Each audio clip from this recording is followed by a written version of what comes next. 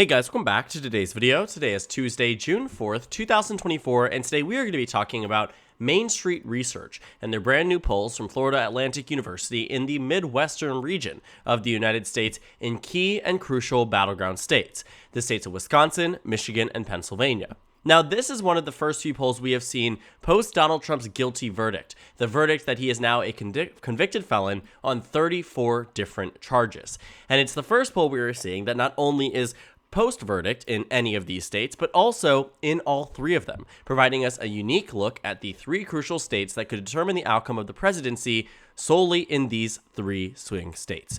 And so the reason why I also find these to be very interesting is because all three together have voted in unison in every election since 1992, regardless of which political party they were voting for. Whether it was Democrats, and that was the case in all instances except 2016, these three states were the ones that were often the most pursued and the most competitive, again, because we saw both sides of the aisle really fighting for them. Most recently in 2020, these three states flipped back to President Biden by a very narrow margin. As the poll does dive into, and as we can see in the 2020 presidential election results, Wisconsin, Michigan, and Pennsylvania were far from the states that were very locked down for President Biden. They were amongst the closest and the ones that President Biden spent arguably the most time in compared to any other region across the United States. It also just so happened to be the area in which Donald Trump spent a lot of time, especially in the final stretch of the campaign season, visiting in these states. Wisconsin, Michigan, and Pennsylvania, states that largely were ignored in comparison to Donald Trump's efforts by the Hillary Clinton campaign. She had not visited the state of Wisconsin once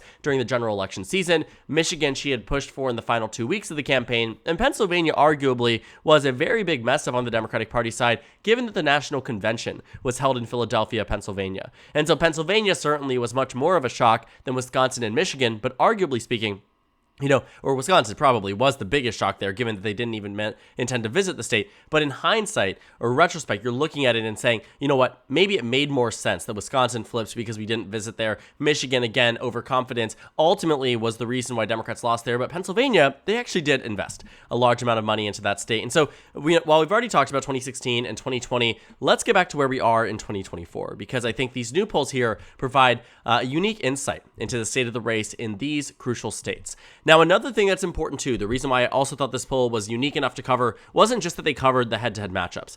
In these states, they asked voters about the court case. They asked them about whether or not they thought it was legitimate. We saw some interesting crosstab breakdowns in these states. And so for us, we actually have pretty much a gold mine of information to understand, is there an impact of this conviction on the votes? Are people changing? Do likely voters perceive, this as more impactful? Do likely voters benefit Biden now compared to history tells us they benefit Republicans? What does it look like now? And so a bunch of different ways we can take this. We're going to look at the high-level takeaways first and foremost with a combination of factors, pretty much a compiled list of notes from the Midwestern poll here, and what we found in total is that the sample size across these states, roughly 797 adults, obviously have to be 18 years or older. The margin of error here is 3.5%, very standard for normal political polls. And so pretty much in the key findings in these states, they ultimately say that the presidential race is too close to call.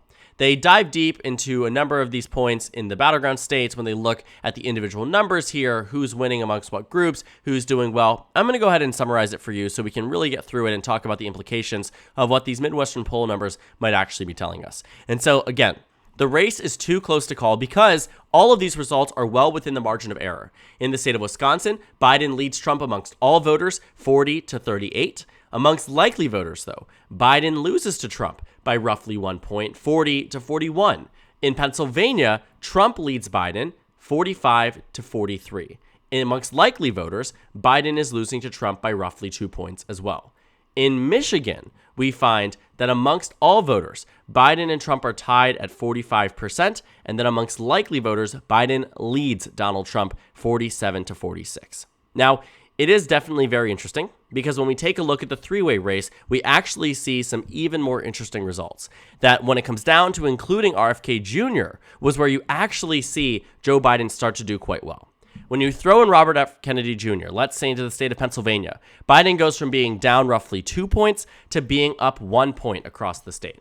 I would say that's an interesting shift because we've been told this entire time that RFK Jr. being in the race only hurts Joe Biden. And we've known for a while that this simply is not the case, but now we're starting to see the real impact of that in these battleground polls.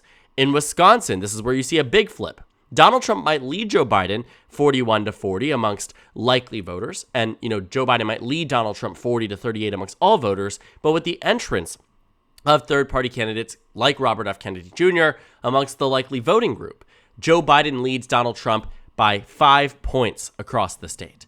And so that is certainly very significant. So you go from being down 1 point amongst likely voters, up 2 amongst registered, to up 5 amongst likely voters. That just had you down by 1 when you include RFK Jr. Then in Michigan, the numbers actually don't shift super heavily. You actually don't see much besides the fact that candidates are losing support overall. So Michigan right now, Biden leads Trump. When you take a look at the three-way race, Biden leads Trump by 1 point again, just decreased support, and some of it peeled off to RFK Jr. Okay. Here we have it, our Midwestern polls here that show what arguably even is an increase in support for President Biden in these states. Because right now, he is losing in some of them. In fact, losing in Wisconsin, Michigan, and Pennsylvania on the Real Clear Politics average, on the FiveThirtyEight average, and that matters.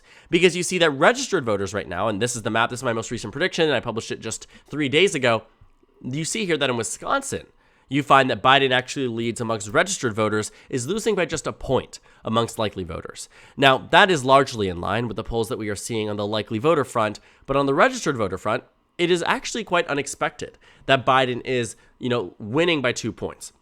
Historically, Republicans have done well amongst likely voters. Amongst registered voters, Democrats tend to do better. This election, we've actually started to see some interesting, opposite results. That in a lot of instances, the likely voters are more likely to vote for Biden, and the registered voters are more likely to vote for Trump. And so it seems like we're getting back to where we were in years past, in elections past. And it's honestly just an interesting showing because it's not what we entirely expect. But post-verdict, maybe some things are changing where, the average voter out there is saying, you know what, maybe Donald Trump is not the right option, whereas the likely voter group, which tends to lean more conservative, is getting back to that and saying, you know what, we're voting for Trump in this election. And so Joe Biden in 2020 largely was relying on that registered voting group in order to win the election, and that's what won him the election. The highest turnout we have seen since 1900, the highest turnout we have seen since the sinking of the Titanic. So you are talking over a century has passed since we've seen turnout that high, and so that really was a major contributor to President Biden's victory. It absolutely matters.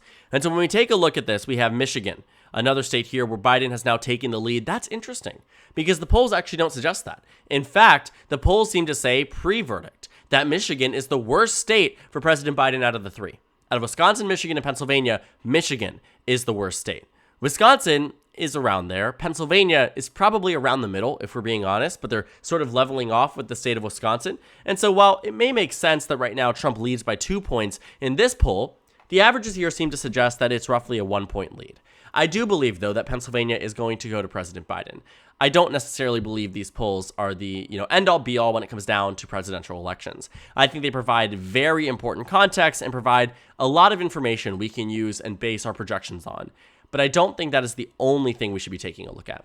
What I'm also interested into is just seeing the fact that this is probably one of President Biden's best performing Midwestern set of polls we have seen in a while. Even though he might be losing in the state of Pennsylvania, but winning in Wisconsin and Michigan, you do have to recognize too that, these numbers are slowly but surely improving for President Biden. We have seen an increase in support even post-verdict. While it may not be massive, in fact, it seems to be marginal in the eyes of most. Margins matter in states like these. Biden won Pennsylvania by 1.2%. He won Michigan by 2.8%. He won Wisconsin by less than 0.75%. Margins matter.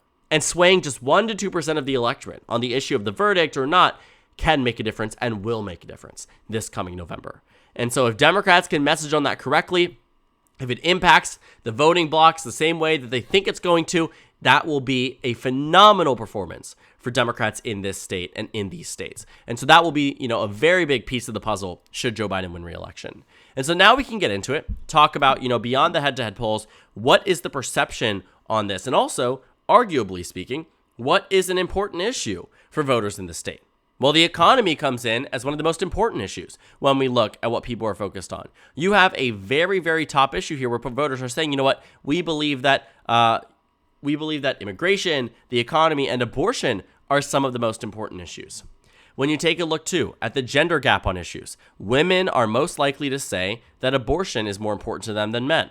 Economic concerns are actually equally important to both genders.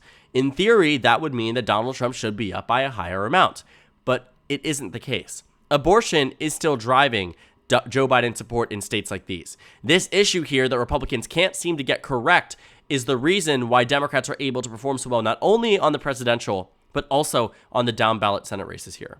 When it comes down to Trump's legal case too, what we find is that the majority of Trump supporters very obviously do not believe he is guilty. That is consistent in Michigan, that is consistent in Pennsylvania, and that is consistent in the state of Wisconsin. On the overall sample, 49% believe that Donald Trump is guilty. There's higher belief in guilt amongst black voters at 69%, Hispanic voters at 59%, and white voters with college degrees at 50%. The lowest belief in guilt of Donald Trump is amongst white voters without a college degree, roughly 40% of that voting group. And amongst younger voters too, just 38% believe Donald Trump is guilty, 33% believe he should have been not found guilty, and 30% are unsure.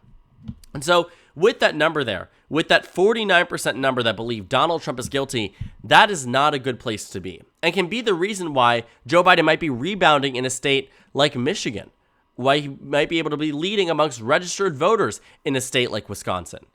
And while it isn't that consistent, because Pennsylvania deviating from the rest actually is quite a surprise, it is such a fascinating tidbit here that you find that nearly half of the voters in these battleground states, which should be less left-leaning than the rest of the nation, which is hovering around 49% as well, means that Democrats are actually in a good position.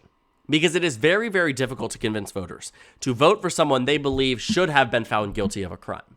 What the Trump campaign has done correctly is they have built out this entire thing to be, in the eyes of their voters, a sham.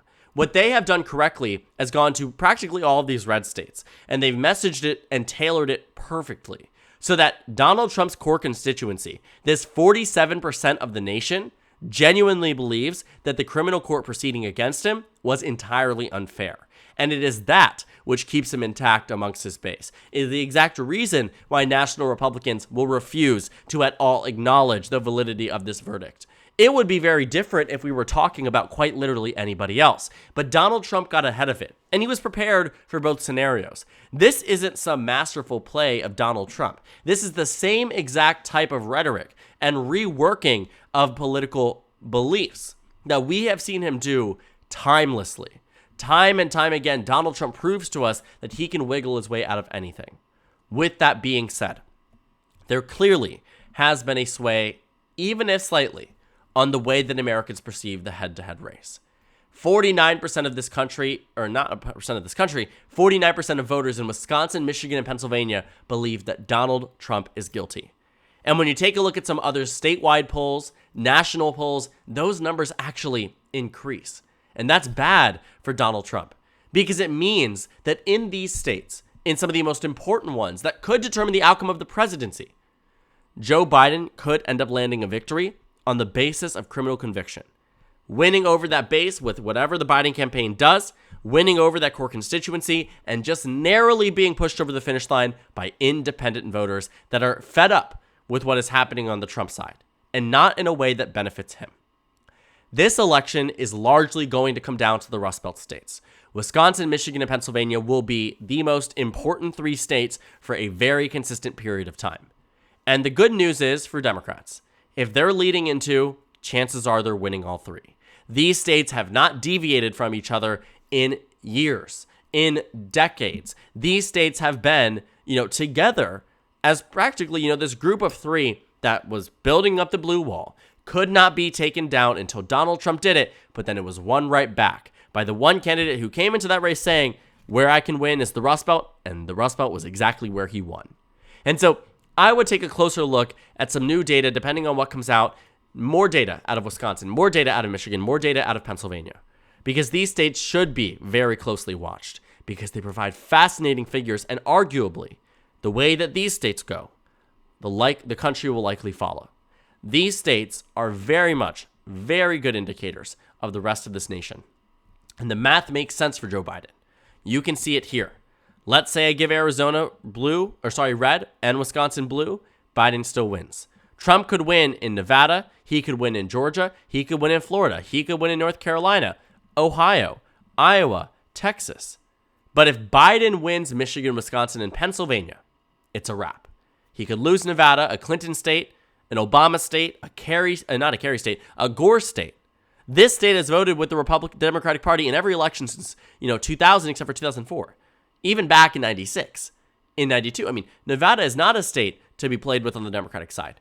And so the fact that even Donald Trump can win it alongside many other battleground states and still lose the election because of the big three up there tells you everything you need to know about their importance and their role in shaping the outcome of this presidential election. Joe Biden has a pathway. The numbers suggest that he does too, and that this court case, while may not have made an impact big enough to say this has ruined Donald Trump's chances, it simply does not add. And in 3 states where margins matter down to the wire, down to every last vote, we can't help but recognize that this most recent verdict, Donald Trump now being a convicted felon, does negatively impact the Republican Party's chances at the presidency and Donald Trump's chances overall at political relevance and re-election to the U.S. presidency. So thank you guys so much for watching this video. Make sure to comment down suggestions below. Subscribe on the left if you haven't already, and check out the Instagram and Twitter. At the bottom left of the screen, there's also a Discord server for you to go ahead and join. On the screen, there's a video you can watch, and then a playlist for my 2024 election analysis videos. Again, thank you guys so much for watching, and I will see you all later today.